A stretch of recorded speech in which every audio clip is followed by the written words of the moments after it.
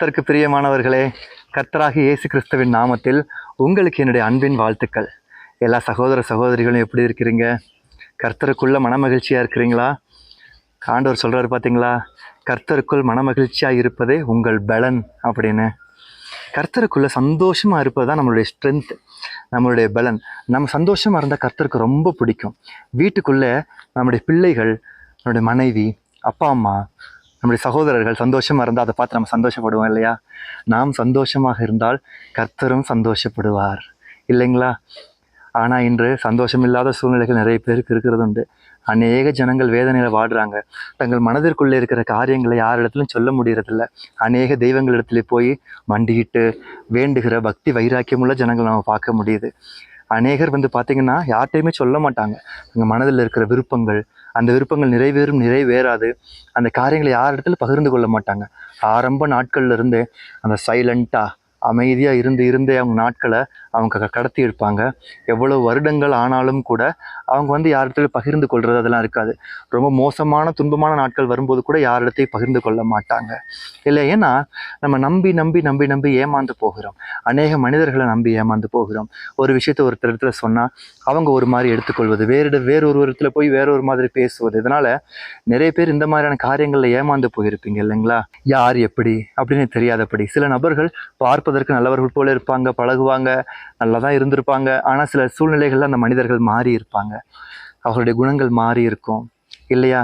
அதனால் ஒருத்தரோடு பழகி பார்த்தா, அவங்களோட இருந்து பார்த்தா தான் நமக்கு எல்லாமே தெரியும் இல்லைங்களா? அவங்களுக்கு குணம் என்ன, எப்படி, அவங்களுடைய சுபாவம் என்ன, அவர்கள் நல்லவர்களா, அவர்கள் எல்லோரோடும் பழகக்கூடியவர்களா அப்படிங்கிறது ஒருத்தரோட பழகி பார்த்தா தான் தெரியும். யாரையும் நம்ம பொதுவாக மேலாப்பில் பார்த்துட்டு அவர் முகத்தை பார்த்துட்டு இவங்க இப்படி அவங்க அப்படி, இல்லைன்னா அவங்கள பற்றியான ஒரு சில செய்திகளை மட்டும் கேட்டுவிட்டு அவங்க அப்படி இவங்க இப்படின்னு ஒரு முடிவுக்கு வரக்கூடாது. அது சரியான காரியம் கிடையாது இல்லைங்களா? அதே மாதிரி தான் ஆண்டவராகிய இயேசு கிறிஸ்துவும் கூட நாம் அவரை ருசித்து பார்க்க வேண்டும், அவரை அனுபவித்து பார்க்க வேண்டும். அவர் எப்படிப்பட்டவர்? இயேசு நல்லவர், கர்த்தர் நல்லவர் எல்லாரும் சொல்கிறோம். கர்த்தர் ரொம்ப நல்லவர் அப்படின்னு சொல்லி. அவர் நல்லவர் தானா என்பதை நம்ம தெரிந்து கொள்வது எப்படி இல்லையா? என்னுடைய தாயார், என்னுடைய அம்மா, நீங்கள் முன்னாடியெல்லாம் இந்த சமையல் வீடியோக்கள் அதிலெல்லாம் நிறைய பார்த்துருப்பீங்க.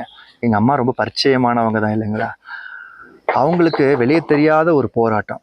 நான் பொதுவாக சொல்லிக்கொள்ள மாட்டேன், எந்தையுமே சொல்ல மாட்டேன்.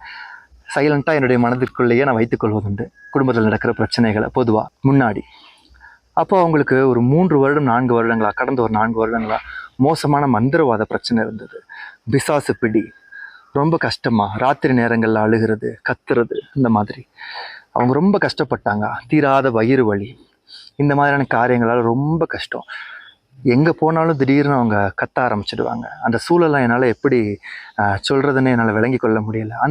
அந்த நாட்களில், அந்த ஒரு நெருக்கமான நாட்களில் எனக்கு ஒரு சகோதரர் சொன்னார் இயேசுவை பற்றி. ரவி, இயேசு நல்ல தெய்வம், அவர் நல்லவர்.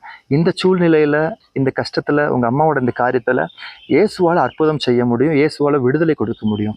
நீ தான் விடுதலைக்கு எங்கெங்கேயோ அலையிறியே, அங்கே போகிற, இங்கே போகிற, அவங்கள பார்க்குற, இவங்கள பார்க்குற, அதுக்கு பரிகாரம்னு அங்கெங்கேயோ போகிற, செலவு பண்ணுற, ஆனால் உனக்கு எந்த தீர்வும் இல்லைங்களா? அதனால் ரவி, நீ ஆண்டவரை ஏற்றுக்கொள்ளணும். இயேசுவை நீ ருசித்து பார்க்கணுமே. இயேசு யாருங்கிறத நீ தெரிஞ்சுக்கணும். இயேசுவுக்கு நீ உன்னுடைய இருதயத்தில் இடம் கொடுக்கணும். கர்த்தராகி இயேசு கிறிஸ்துவுக்கு நீ உன்னுடைய இருதயத்தில் இடம் கொடுத்தீன்னா போதும். நீ அங்கே போய் இங்கே போய் செலவு செஞ்சு, காணிக்கை கொடுத்து, தட்சணை கொடுத்து, காசு செலவு பண்ணி, வரிசையில் காத்திருந்து இதெல்லாம் செய்ய தேவையில்ல.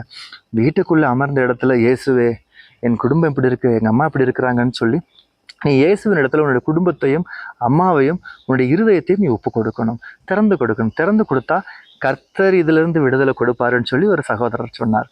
அவரை நான் உண்மையிலே மறக்க முடியாது. இந்த காரியத்தை நினைப்பூட்டியவர், கர்த்தரை அறிமுகப்படுத்தியவர் அவர் தான் இல்லைங்களா? நான் அப்பொழுது கேட்டேன், சரி இயேசுன்னு சொல்கிறாங்களே அப்பா, இந்த இயேசு யாருன்னு சொல்லி நம்ம முயற்சி பண்ணுவோம், இயேசுவை தெரிந்து கொள்ள முயற்சி செய்வோம். அப்படி எப்படிப்பட்டவர், அவர் நமக்கு உதவி செய்வாரா, நம்ம குடும்ப சூழ்நிலையை மாற்றுவாரா?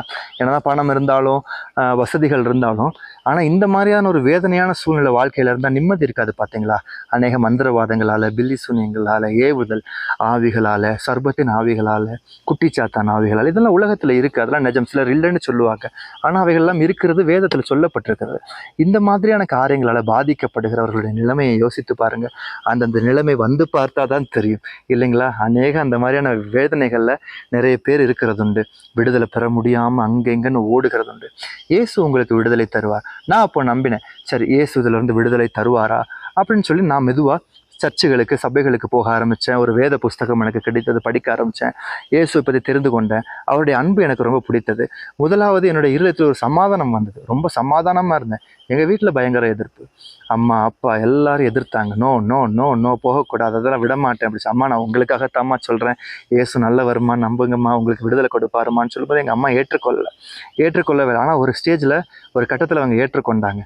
அம்மா நீங்கள் எங்கெங்கேயோ போயிட்டீங்க, விடுதலை இல்லையே, ஒன்றும் பண்ண வேண்டாம், உங்களுடைய இருதய கதவை திறந்து இயேசுவுக்கு இடம் கொடுங்கம்மா. இந்த மோசமான பிரச்சனையிலேருந்து கர்த்தர் உங்களுக்கு விடுதலை கொடுப்பாரு. இப்படி பாருங்கள், கீழே எல்லாம் விழுந்து உருள்றது நல்லாவாமா இருக்குது, விடுதலை வேணும் இல்லையா அப்படின்னு சொல்லி சொல்லும்போது அதை அவங்க ஒரு கட்டத்தில் ஏற்றுக்கொண்டாங்க. பாருங்கள், அடுத்து அடுத்து அடுத்து அடுத்து அடுத்து விடுதலை, எல்லா காரியங்களிலிருந்து விடுதலை. முன்பாக நடந்த சம்பவங்கள் எதுவுமே வீட்டில் நடக்கிறது கிடையாது.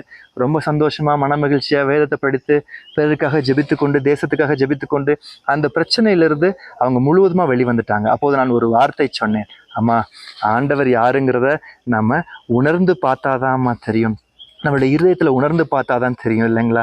சின்ன குழந்தைங்க ஐஸ்கிரீம் சாப்பிடுவாங்க, ஒரு இனிப்பு சாப்பிடுவாங்க, சாப்பிட்டதும் அவங்களுக்கு ஒரு சந்தோஷம் வரும் பார்த்தீங்களா? அழுது கொண்டே இருப்பாங்க இல்லையா?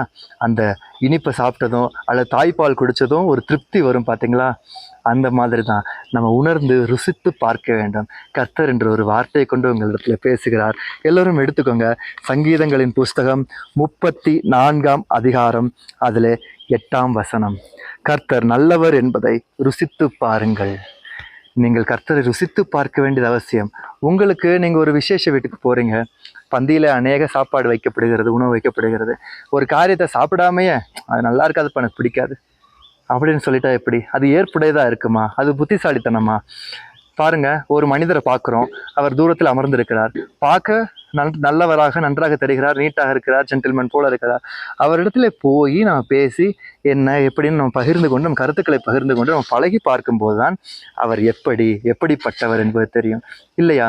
மனோ தத்துவ நிபுணர்களே சொல்கிறாங்க, பார்த்ததும் ஒருத்தர் எடை போட முடியாது, அவரோட பழகி பார்க்கணும் அப்படின்னு. இயேசுவோட பழகி பார்க்க நீங்கள் தயாராக இருக்கிறீங்களா? இயேசு பழகுவதற்கு ரொம்ப எளிமையானவர். அவரோடு பழகுவதற்கு நீங்கள் எங்கேயோ போக வேண்டியதில்லை, வரிசையில் நிற்க வேண்டியதில்லை, அங்கெங்கன்னு அலைய வேண்டியதில்லை. அமர்ந்த இடத்திலேயே இயேசுவேன்னு கூப்பிடும்போது அவருடைய பிரசன்னம் உங்களை மூடும். அவர் உங்களிடத்துல வந்து விடுவார். உங்கள் அருகாமையில் வந்துட்டு, என் பிள்ளை என்னை இப்போவாது கூப்பிட்டுடுச்சே, என் மகன் இப்போவாது என்னை கூப்பிட்டுட்டானே, என் மகன் இப்போ என்னை கூப்பிட்டுட்டாளேன்னு சந்தோஷத்தோடு உங்களிடத்தில் அற்புதம் செய்வதற்கு அவர் ஓடி வருவார். உங்களுடைய விடுதலைக்காக, உங்களுடைய பிரச்சனைகளிலிருந்து, பிசாசின் போராட்டங்கள்லேருந்து அவர் உங்களுக்கு விடுதலை அளிக்க உங்கள் கதவண்டை தான் நிற்கிறார். உங்கள் இருதயத்துக்கு பக்கத்தில் தான் அவர் இருக்கார்.